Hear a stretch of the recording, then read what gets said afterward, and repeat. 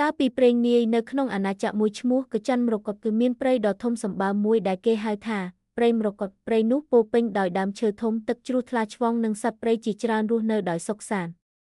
ប៉ុន្តែមនុស្សគ្រប់គ្នាខ្លាចមិនហ៊ានចូលព្រៃនោះទេព្រោះមានរឿងដំណាលថាមាននាគយក្សមួយក្បាលរស់នៅទីនោះគេជឿថានាគនោះកាចសាហាវនិងអាចបំផ្លាញអ្នកណាដែលចូលព្រៃបាន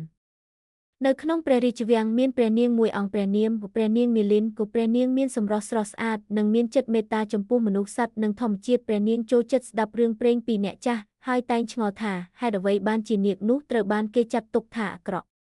ថ្ងៃមួយអាណាចក្រចាប់ផ្ដើមជួបគ្រោះរាំងស្ងួតទន្លេជាច្រើនរីងស្ងួតដំណាំស្រូវស្លាប់ហើយប្រជាជនរស់នៅយ៉ាងលំបាកព្រះមហាក្សត្របានបញ្ជាឲ្យកាប់ឈើក្នុងព្រៃមរកតដើម្បីយកដីធ្វើស្រែថ្មីព្រះនាងមាលីនបានទូលថាបតាជាទីគោរព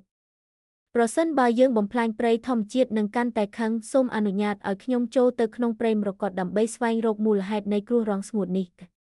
ព្រះមហាក្សត្រមិនចង់ឲ្យព្រះនាងទៅទេព្រោះខ្លាចនាគយក្សប៉ុន្តែដោយឃើញព្រះទ័យមុតមមរបស់ព្រះនាងទ្រង់ក៏យល់ព្រមនៅព្រឹកថ្ងៃបន្ទាប់ព្រះនាងបានជិះសេះស្មួយក្បាលចូលទៅក្នុងព្រៃមរកតខ្យល់ត្រជាក់បក់កាត់ស្លឹកឈើហើយសំឡេងសត្វបក្សីលាន់នៅពេញព្រៃព្រះនាងដើរឆ្លងកាត់ផ្លូវតូចរហូតទៅដល់បឹងធំមួយនៅកណ្ដាលព្រៃ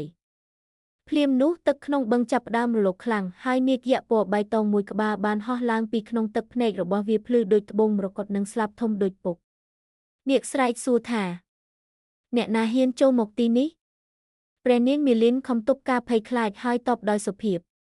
ខ្ញុំមកសុំជំនួយដើម្បីសង្គ្រោះអាណាចក្ររបស់ខ្ញុំនាគមើលព្រះនាងមួយសន្ទុះរួចនិយាយថាមនុស្សជាច្រើនតែងចូលមកកាប់ឈើបំផ្លាញព្រៃនិងចាប់សត្វខ្ញុំមិនមែនការពារទ្រព្យសម្បត្តិទេខ្ញុំការពារធម្មជាតិព្រះនាងភ្ញាក់ផ្អើលណាស់នាគមិនមែនអាក្រក់ដូចរឿងដែលគេនិយាយឡើយវាគ្រាន់តែចង់ការពារព្រៃពីការបំផ្លាញរបស់មនុស្សនាគបាននាំព្រះនាងទៅមើលតំបន់ជាច្រើនក្នុងព្រៃមានដើមឈើធំត្រូវគេកាប់សត្វព្រៃជាច្រើនបាត់បង់ទីជម្រកហើយប្រភពទឹកខ្លះក៏ស្ងួតដោយសារមនុស្សបំផ្លាញធម្មជាតិព្រះនាងមានព្រះទ័យសោកស្ដាយយ៉ាងខ្លាំងព្រះនាងបាននិយាយថាខ្ញុំសន្យាថានឹងប្រាប់ប្រជាជនឲ្យឈប់បំផ្លាញព្រៃនាគក៏តបថាប្រសិនបើមនុស្សចេះថែរក្សាធម្មជាតិភ្លៀងនឹងធ្លាក់វិញហើយដីនឹងមានជីជាតិដូចមុននៅពេលព្រះនាងត្រឡប់ទៅអាណាចក្រព្រះនាងបានប្រាប់ព្រះមហាក្សត្រនិងប្រជាជនអំពីការពិតដំបូងមនុស្សមួយចំនួនមិនជឿឡើយប៉ុន្តែព្រះនាងបានដឹកនាំប្រជាជនដាំដើមឈើឡើងវិញនិងហាមការកាប់ព្រៃខុសច្បាប់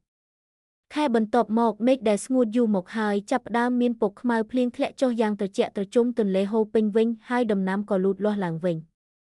ប្រជាជនទាំងអស់សប្បាយរីករាយនិងចាប់ផ្ដើមគោរពធម្មជាតិចំណែកនាគយក្សវិញនៅតែបន្តរស់នៅក្នុងព្រៃមរកតដើម្បីការពារព្រៃនិងសត្វព្រៃទាំងឡាយរាល់ពេលដែលមានអពណ៍បៃតងលេចឡើងលើព្រៃប្រជាជនជឿថានាគការពារព្រៃកំពុងហោះហើរត្រួតពិនិត្យធម្មជាតិហើយព្រះនាងមាលីនត្រូវបានគេចងចាំថាជាព្រះនាងដែលបាននាំមនុស្សឲ្យស្រឡាញ់និងការពារធម្មជាតិគិតបណ្ឌិត